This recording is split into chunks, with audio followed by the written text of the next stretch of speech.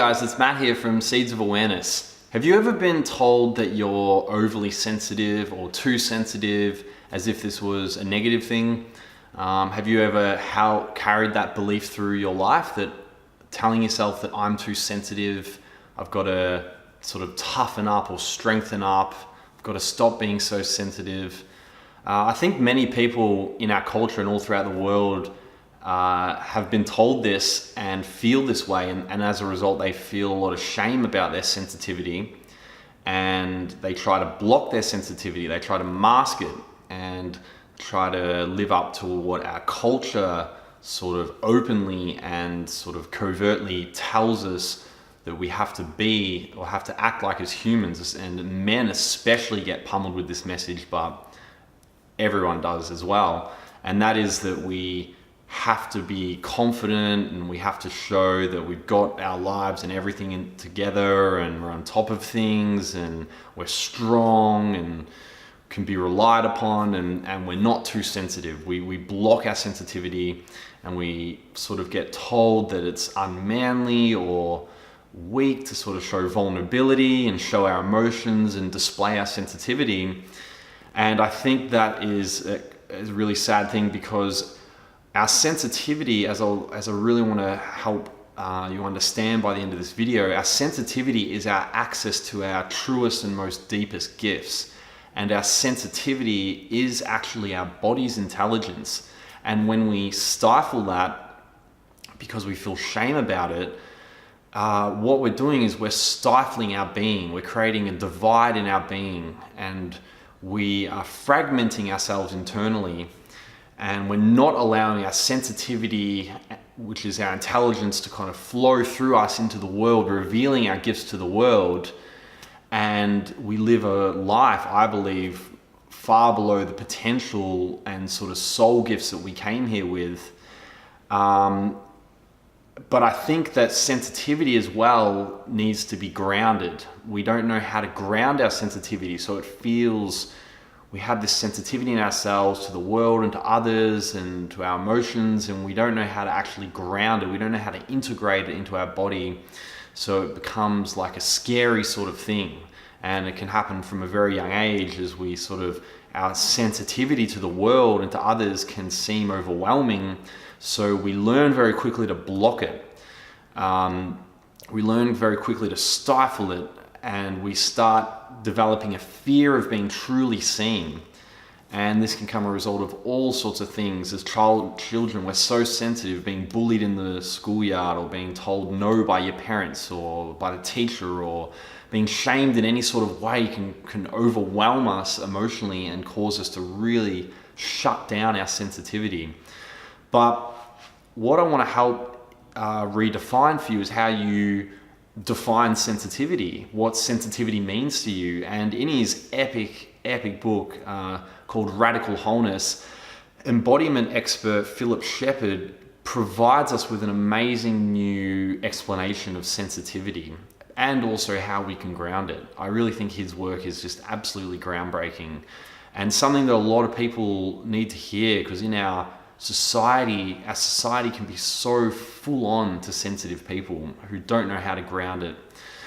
So sensitivity, as I said, is our body's intelligence. And this is where we have to go back to the question of how do we define intelligence? And it's extremely clear how our culture defines intelligence.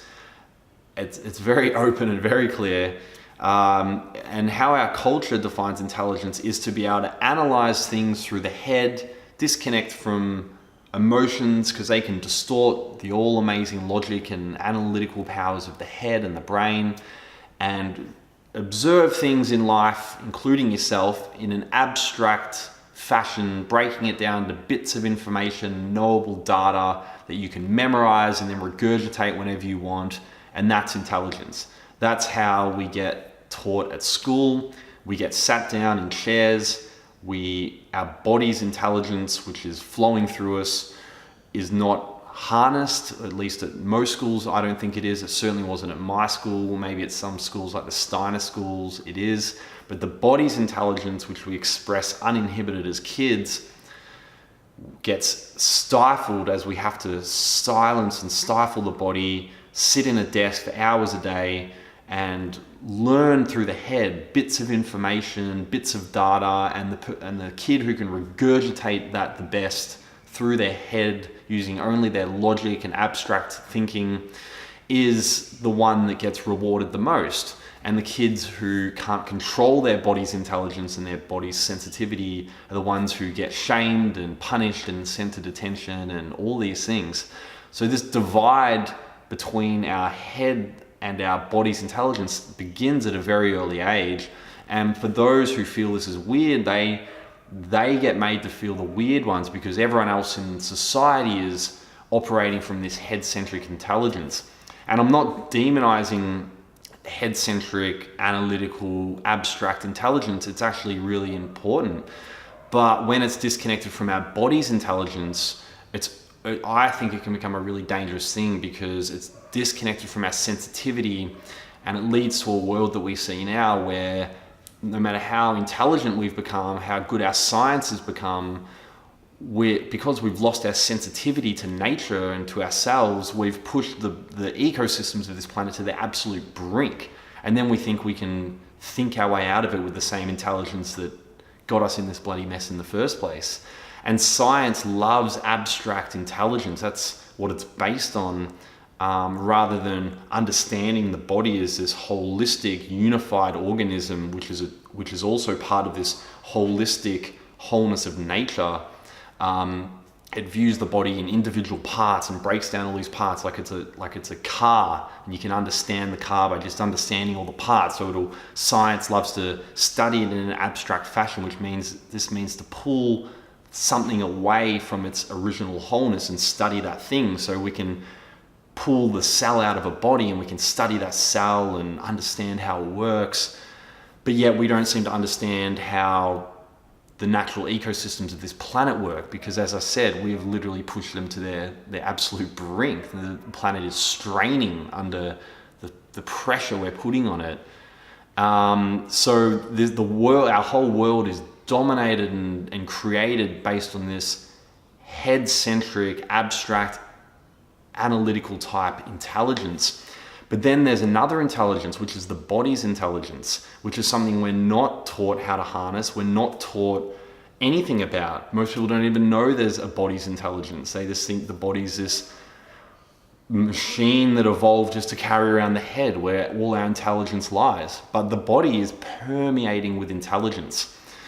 And our intelligence is expressed through each person in different ways. And the way it's expressed is what it is dependent on what we're sensitive to. So for example, someone might be extremely sensitive to mathematics, and most people who are like savants or mathematicians, they don't necessarily work it out with their head. They literally can feel the solution, or they can feel it, they can picture it in their mind when they see a formula. But then there's other people who are extremely sensitive to music, and they become brilliant artists and they become musicians and all these things. There's other people who are extremely sensitive to sports or movement, and they become your Roger Federers, who have just mastered the art of tennis to just a breathtaking degree.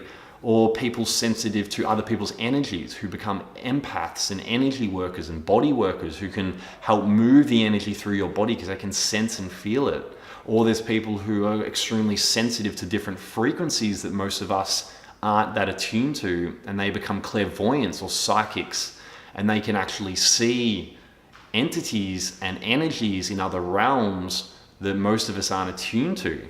But our society, and there's countless examples that I could go on about, and everyone, and this would be including you, has their own sensitivities. That is your body's intelligence. It is your gift that you were born with, that is unique to you, and most likely no one on this planet has or ever will have it in the same way that you have it. You've come here to express that brilliant gift to the world. But we're not told in our culture that is intelligence. But it is. It's just expressed in a different way, just because we don't discuss and philosophize about it. Roger Federer's body's ability to, in less than a second, analyze the height, velocity, spin, all these incredible elements of a ball coming at him over a net from another professional superstar tennis player. His body's ability to summarize that with all the wind, the air kind of like flow and the temperature and everything, taking everything into consideration, which is incredible mathematics. Like when you think about it, being able to judge the velocity, speed, spin of a ball, where it's going to go, move his body into the perfect position so that he can strike that ball back in the perfect position, as well as already anticipating where he's going to go next, all in like less than a second. If that's not intelligence, I don't know what is. That's mathematics, but that's not expressed in the way we normally express things. If Roger Federer did an IQ test, he probably won't be the most intelligent person ever. Who knows? He might not do that well at it. And so we consider him by our society standards not very intelligent. Yet look at the mathematics his body can do on a court. But that's the body's intelligence. That's what we do not judge as intelligence at all. And the thing with the body's intelligence is that it's something that you can't control. It's something you can only surrender to. If Roger Federer went out to the court and tried to figure out where the ball was going through his head and analyze all the mathematics with his head alone, he wouldn't be able to do it. But if he surrenders to his instincts in his body and let them guide him, then it all takes care of it. So most of us have been grown up with these sensitivities, and a lot of people are sensitive. Their gift is that they're sensitive to other people. They're sensitive to other people's energies. And in this pretty crazy world we're brought up in, that can be extremely overwhelming. And so it can lead to being highly emotional, highly stressed, highly strung, all these sort of things. And I totally agree with Philip Shepherd that sensitivity is their gift, but the problem is they don't know how to ground that sensitivity, because no one teaches us that. We're only taught how to live through our heads. So the body's energy becomes scary, it becomes dangerous, we disconnect from the body, the body feels like a foreigner, like this alien object that we just hope will just behave itself. And so our gifts aren't integrated. So Philip Shepherd talks about how integrating our gifts starts with a relationship of embodiment, which means to re-inhabit your body, to come back into the body and actually learn to feel the world through the body, just as Roger Federer feels where the next shot is coming from through his body. He doesn't think about it, he feels his way through it. And I would argue that that's how we're all meant to experience life. And as we feel our way through life, then our sensitivities is registered as our unique gifts and expressed as our unique gifts. And as we're all expressing our unique gifts together and providing a place where all our unique sensitivities and gifts can come out, then we help each other create a beautiful world. And we also, as we attune more into our sensitivity to ourselves and allow ourselves to feel the world, we become more sensitivity to nature and the wholeness of nature, and realizing that nothing in nature is separate. Like literally nothing. We think we're separate, but we're breathing in the oxygen that's come out of the trees, and we're breathing out the carbon dioxide that they take in, and we're absorbing the atoms from the sun every day. So we're as connected to the sun as we are to ourselves. There's no actual boundaries. Yeah, we've got this skin that makes us think that there are boundaries, but the skin is more porous. It allows gases in and gases out and sunlight in, and it's actually permeable, meaning there aren't any boundaries. And this is something science really struggles with, and it's why science really struggles with quantum physics, because quantum physics has shown that everything is interrelated. Every atom in the universe is related in some way. Whereas science views everything as separate and loves to break everything down into separate parts. So this new concept of sensitivity helps us to feel less shame about our sensitivity and actually be motivated to harness our sensitivity and to ground our sensitivity. And as I said, the only way we can ground our sensitivity is by coming back into the body. But the problem is, when we come back into the body, we're met with a lot of roadblocks, because if we've disconnected from our body for so long, then the body is a horrible place to inhabit. We've got all all our wounds, because the body remembers everything. Your childhood wounds, the neglect, the traumas you've experienced is all lying in the body, and all these blocked energies that haven't been integrated really do need to be worked through one by one. And we also don't have a landing place in the body. We don't know where to bring our awareness down the body. We can like feel what's going on in our legs, in our stomach, and if we tune into it all and feel our senses, feel the weight of our clothes, but where do we actually land? And because we don't know where to land, we just slingshot straight back up into the head where we're so trained and conditioned to live. So that's why I recommend reading Philip Shepherd's book, Radical Wholeness, because he talks in epic length about where to actually land in the body and how to come down into he reckons we need to be landing down in the pelvic bowl, down in the lower gut region. And when we're down there and we're feeling all the sensations and energies in the body, it allows those energies to start integrating properly and flow through the body rather than being blocked and being stifled. So going back to the core message of this video, which is talking about this concept of being oversensitive, just to summarize, I really think that oversensitivity is not really a thing. In fact, being too sensitive shouldn't even be a statement in our culture. It just means a person who has amazing gifts that could be revealed through their sensitivity hasn't learned to ground that sensitivity and feels shame about it because of what the culture has told them about sensitivity and what we've been told about intelligence. And as I can't emphasize more that I'm not demonizing the intelligence of the head. It's brilliant. I love using the intelligence, logic, and abstract thinking of my head, but it has to be married, unified with the body's intelligence. And when we do that, we actually begin to feel every thought that we have. We don't just think about things, we feel everything. Everything's led by feeling, and we learn to trust that feeling as the body's intelligence. And if we need any more examples of the body's miraculous intelligence, we just only need to look at something like childbirth, like the fact that a female's body can grow another human inside it.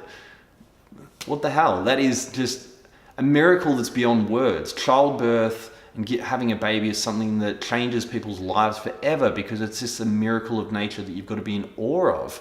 Yet we still don't even give ourselves credit for that. Women can create another human, and obviously men playing an important part in that, yet we don't view that as an intelligence. Someone might have the baby and then go back into their culture and still feel silly because they didn't do well on an IQ test, or they didn't do well at school, and they go through their whole life telling themselves they're dumb and stupid. Whereas they've got this miraculous, breathtaking, awe-inspiring intelligence permeating through them that is there for them to access if they can resensitize themselves to it and come back into the body and re-inhabit the body through embodiment practices. So it gives us a whole new definition of intelligence, one that is very foreign and very alien in our culture, but one that I think we have to start accessing if we're going to start reharmonizing with nature. Because if we can't reharmonize with ourselves and our own sensitivities, then we're not going to be able to sensitize to nature, and we're going to keep pushing its ecosystems to the brink of their limits, to the point where the planet we rely on can't even support us anymore. So it has to start with an embodiment revolution. We've got to stop thinking that all the solutions are going to come just from focusing on all the separate issues. It's good to do that and good to get involved in activism, but we need to re-inhabit our own bodies first, and then we can start attuning, letting our feeling and our body's intelligence guide us, guiding our gifts out into the world. And those gifts are what play a crucial part in creating harmony and balance on this planet once again. So thank you very much for watching, and please subscribe to our channel if you want to see any more of our videos. I hope this has been of value. If you've got any specific things you'd like for me to talk about, please fire away. Or if there are any questions about this, I know I've dumped a lot of information, but it's crucial, this stuff. Embodiment is so crucial in this day and age. Highly recommend reading Philip Shepherd's book, Radical Wholeness. Read it again and again and again. The first read is probably going to it's going to seem full on, because every page is a paradigm shift. Like he's suggesting a whole new way of experiencing the world that's foreign to us, but very normal to other cultures, but very, very alien to our culture. So get involved in that book, and thank you for watching. I'll see you in the next video.